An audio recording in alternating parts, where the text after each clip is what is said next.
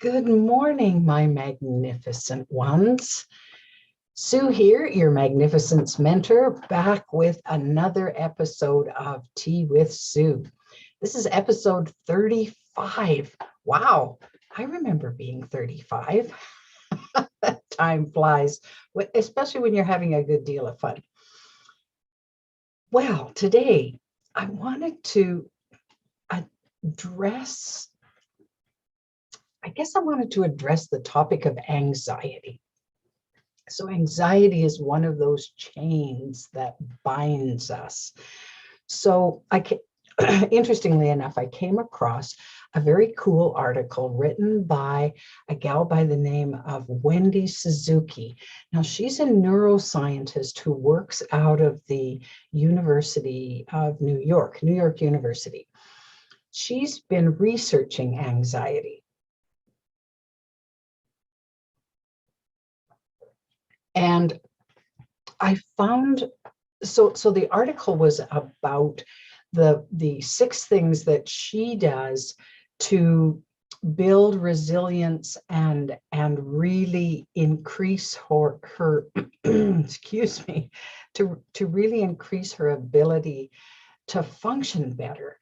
And so I read these points with great interest because I don't know about you, but I seem to be surrounded by people who are very anxious about all manner of things. It's really quite intriguing to me how we can get ourselves into knots, or we can feel bound by circumstances to the point where we don't know where to turn, and we're worried, or we're frustrated, or we're confused, or we're stressed, or all of those labels.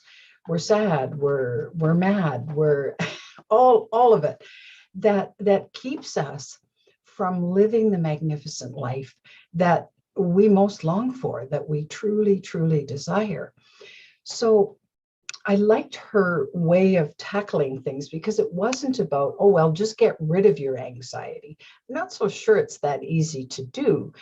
So, but what she talks about is building the resilience muscles in the brain so that you're not swamped by the negativity. So, for example, how many times has fear stopped you in your tracks? I can remember the first time I ever had to get up in front of people and speak. I felt somewhat paralyzed. But because I didn't want to embarrass myself by not having anything to say, somehow that fear overcame the fear of standing up at the front of the room. And so I was in deep denial about my fear, let me tell you, for a long time, because I liked the applause. And I knew at the end of it, there would be such a sense of relief because I was done, that I did it. And so in not allowing the fear to debilitate me, to say, okay, this is something new. I don't know how to do it. I'm really scared. I can feel it vibrating in my, the butterflies in my tummy, or the pounding of my heart. But it doesn't have to stop me in my tracks. And so my thing is always, well, feel the fear and do it anyway, whatever it is that you're doing. So when my son wanted me to go on Space Mountain at Disney World, I did not want to go. I'm not a great fan of those kinds of rides and roller coasters and so on. It just gives me the heebie-jeebies. And I felt the fear. Well, I did it anyway. I have to say, I was pretty graceless about it. I did not take it in good stride. And they never, my former husband and my son never asked me to go again, because they knew that was not my thing. And it was for them. It was a great joy and delight. And I said, you carry on, do your thing. But I did try it. And then I confirmed that, no, I don't think I want to do that again. So so when she talked about building this resilience and building our it's like coping mechanisms, all right? So think about how anger can really stop us from moving forward. We can't think straight because this flood of emotion, and we're just so tight with that anger that we don't know where to turn. And it can be very debilitating. However, I have found that in some of my angriest moments, because anger has a great deal of energy attached to it, right?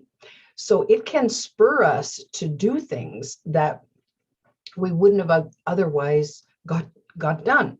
So a crazy example would be, when my kid didn't pick up like I asked him to, and the place is in a mess, and he's nowhere to be found, and I'm so angry. And as I'm working through this anger, I just start picking stuff up and putting it away and doing this and doing that. And pretty soon, the house is clean, the house is tidy. I feel much better because I've worked through the anger. I put it into a productive channel. All right. I wasn't destructive about it. So it's how can you be productive in the anger? And then, of course, I'd have an opportunity after that to deal with whatever transgressions I felt that had occurred in the household. So it's interesting how much power that we have to make a difference in our lives despite the circumstances that are going on. So when I think of anxiety as an example, I never considered myself to be particularly anxious, but I have found that the uncertainties that have been going around and around in our world right now, and in my world right now, in relation to, the city we live in has now said, well, we're going to go back to masking indoors in public places now because the virus has hit the fourth wave, and the numbers are rising and more people are getting sick. And so I'm going, oh no, I was just enjoying this taste of freedom again. And so the idea of going back to masking isn't very palatable to me, and yet it's required. So there's a part of me that would just say, I'll just stay home then. I'm just going to cocoon, and maybe the world will go away if I just go inside. But that's not practical. It's not useful. And quite frankly, it's not helpful, because the more I isolate, the less easy it is to get up my courage to venture out, because I had already been finding that the months and months of isolation wore me down to a point where I wasn't my usual bouncy, vibrant self. And when I go out, all I wanted to do was get home. And so, which was unusual for me, because usually when I go out, I'm free and I'm going here and I'm going there. So it was hard. So we need to look at what do we have in our own internal arsenal that we can draw on to change the behavior, to change whatever it is that has the potential to debilitate us, so that we can get out of that. We can, it's almost like sometimes we're bound by chains and chains and chains of expectations and limiting beliefs and emotions that don't serve us very well. So this is the point that we want to look at. So I'll give you a couple of the suggestions, and these are practices that Wendy does every day to help build her brain plasticity. So that's a hard one to say. Brain plasticity. So we don't want our brains all dry and crunched up and fragile. We want them plastic and elastic. So one of the things that she suggests is to try something new. Every time we try something that we've never tried before, it opens up the neural pathways in our brains and gives us more resilience because our brains like learning new things, and they go, oh, we don't know about this, and so it helps us. And it doesn't matter if we do it badly at first, whatever the new is. I remember trying Sudoku for the first time. I'm not a math person, and numbers, I like numbers when there's dollar signs attached, but as far as working with numbers, it's a little harder for me, and it's not my favorite thing. But I was intrigued to see the patterning and if I could do it. Well, I did it really badly to start with. And in fact, badly enough that after a little while, I thought, okay, this is too frustrating and I don't want to do it anymore. But at least I tried it.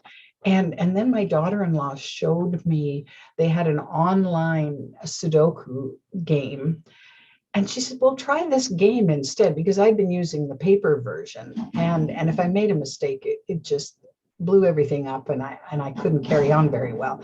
So I tried the or the online version, and I'm going, oh, this is easier. And so it caught my attention again. And I'm thinking, well, if I persist, I probably can do this.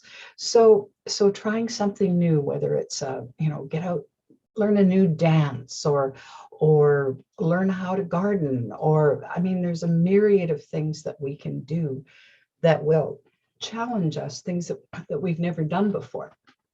So play games with your kids, and they'll teach you new games that you didn't know before that will be fun. And you can, if you're quotes bad at it, so what? At least you're out there expanding your horizons, and that's what it's all about, is that we want to and that's one of the ways we loosen the chains, is by just pushing a little bit and pushing a little bit, pushing a little bit. And pretty soon we have more freedom than we ever thought we had. So that was one of the things that she said. She echoed two things that are very near and dear to my heart, and one of them is reaching out. We are not meant to be on planet Earth alone. We are meant to be together. We are meant to connect with one another and embrace each other's ideas, dreams, goals, thoughts, emotions. It's all part of the human experience. So, but I find, and especially with this pandemic, people have become far too isolated. It's easier to just, it feels easier anyway, to sit in your little space and not bother anybody else and not be bothered by anybody else. But the more we do that, the less easy it is to reach out. So it's so important to start forging. If you don't have close friends, I am so blessed that I have so many friends that I can reach out to in a variety of ways for all kinds of support. And in turn, they know they can reach out to me for all kinds of support in different ways. So think about who you have in your life that you can count on. Somebody that we need people to be able to share our deepest yearnings and secrets and so on with. And we need other people that we might be able to just do giggly, frivolous things with. Whatever that looks like for you, then see who you have, people to laugh with, people to shed tears with, people to engage in lively discussions about what's going on in the world and how we might solve it and so on. So we need each other. and isolating and being fearful or suspicious of those around us, is particularly strangers, right? I mean, when was the last time you reached out and talked to a stranger? I know I was brought up with, oh, don't talk to strangers, because as a little person, that was a potentially dangerous thing to do. Well, of course, it isn't really that dangerous in most instances. And but we get into this habit of, oh, I don't know that person. They maybe they look a little suspicious to me, or oh, they don't dress the way I dress, and so I'm just going to back off. Or what if I get rebuffed, or what if they get mad because I've reached out, or whatever. Well, it's been rare in my life that me reaching out to a stranger hasn't resulted in something very positive, whether it's a smile from the other person, whether it's a pleasant comment about the weather. And I know in some cases, I've made that person's day just simply because I reached out. There's a lot of seniors and elders in our population who are absolutely starved for attention, for people to reach out. You know, we become grumpy old people when we don't get enough of that kind of attention, when no one reaches out to us. So there's plenty of people that you can reach out to, and that you can encourage to reach out to you as well, so that we can support each other, so we can work through the uncertainties that are going on in our lives and find some kind of equilibrium, so that we're not either exploding this way, or down in the deep, dark depths of despair. So, oh boy, who needs that, right? That's not living heaven on earth as far as I'm concerned. That's just the opposite. So anytime, so check out your support system. Who do you have on board? Some people are very fortunate to have lots of family who are very close, and that's wonderful. If you don't have family either close by or you're not close, then it's even more crucial to find people who are your tribe. Find those people that you can connect with and relate to. I've just decided that if someone fits in my life, I'm adopting them. I don't care if I only met them last week, tremendous amount about them, and we're not related in any way, shape, or form. It doesn't matter to me. If they fit in my life and I fit in theirs, then I'm going to embrace that and welcome them in. So support is just crucial when it comes to building that resilience, so that no matter what life throws at us, and it throws a lot, doesn't it? There's times when we just get blindsided by nasty things that then we're left to deal with. Well, how do we do that? Well, reaching out is one way to do that. And excuse me, got a little frog in my throat this morning. Mark Victor Hansen wrote a book called Eat That Frog. and it was about time management, right? And he said, if you eat a live frog first thing in the morning, nothing worse will happen to you for the rest of the day. I'm quite a visual person, and the idea of swallowing a live frog kind of set me off. But anyway, he was talking about do your most difficult task first thing in the morning, and then everything else will come easier for you. And so every time I think of having a frog in my throat, I think of his little comment. Anyway, but I digress. Now, the last thing I wanted to share with you today, as far as the resilience building strategies, and this is one of the other things that Wendy does, is she says, get out into nature, connect with nature. Now, you don't have to go to, a big forested area, or necessarily go to the mountains if it's not convenient for you. I'm 3 hours, 3.5 hours away from the mountains, but I don't have very far to walk before I'm in the trees. I just have to take my garbage out, and there's a whole bunch of trees and a little walkway just right in my complex. So I can be right next to nature. I can hug a tree easy.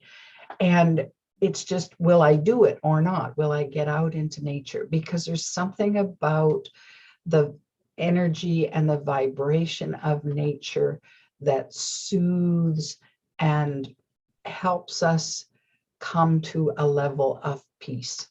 So if you just ever sat in the grass and looked out at the vista in front of you, whatever was in front of you in a park or on a bench somewhere, and just, or you're on the beach and your feet are in the sand and the water's lapping on the shore, anything to do with nature, just be, and we're part of nature, right? But we get disconnected by the cement. We get disconnected by steel structures and buildings around us. So it becomes critical to get out and reconnect with nature in a way that suits you, in a way that soothes you. So for example, if the weather's not that great and I'm not feeling like going for a walk, I just step out onto my balcony, because I planted lots of flowers on my balcony this year and one strawberry plant. So I go out and check my strawberries and see if there's any ready for the picking. And if there are, I just revel in the taste of this fresh berry that I grew, right? Or at least I planted. The plant grew it, but you know what I mean. I water my flowers. I pick off the dried leaves and so on, and stick my fingers in the dirt to see how much water they need. Well, it just gives me a great deal of pleasure, and even if it's only for 5 minutes, I've connected with something living, something that breathes just as I do. So nature is a huge blessing. And particularly when we've been cooped up for so long, then the wide open spaces, the fresh outdoors, all of that becomes very, very essential to that elasticity in the brain and really serving ourselves and our bodies in a better way. When we adopt those practices and we do them often, then it's no different than the physical muscles that build up when you've been doing an exercise consistently over time. Then not only does it help physically, but the mental ability to move out of a less desirable state happens much faster. It doesn't take you long. So if I'm sad, it doesn't take me long to move to happy, because I have the coping mechanisms in place and I've practiced enough. Oh, I remember what happy's like. Oh, well, how can I shift my emotions from sad to happy? And consistently doing that just enables me to do it faster and more effectively.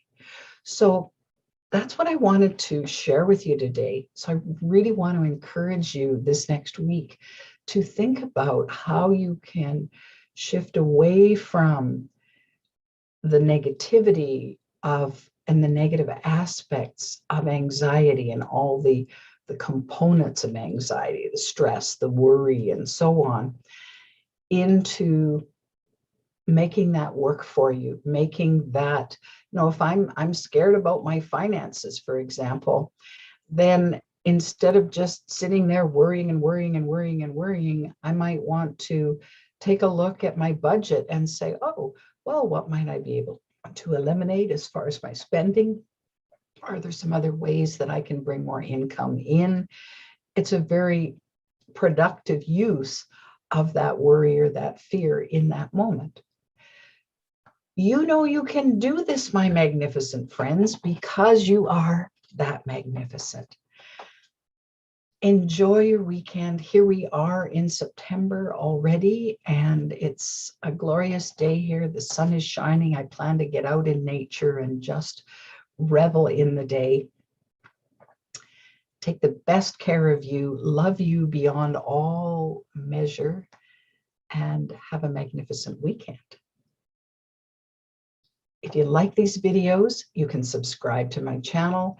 You can also download the Magnificence Mentor app for free. If you've missed 34 of the episodes, this is your first time here, then the content is on the app and it's free for you to use. Bye for now. See you next week, everyone.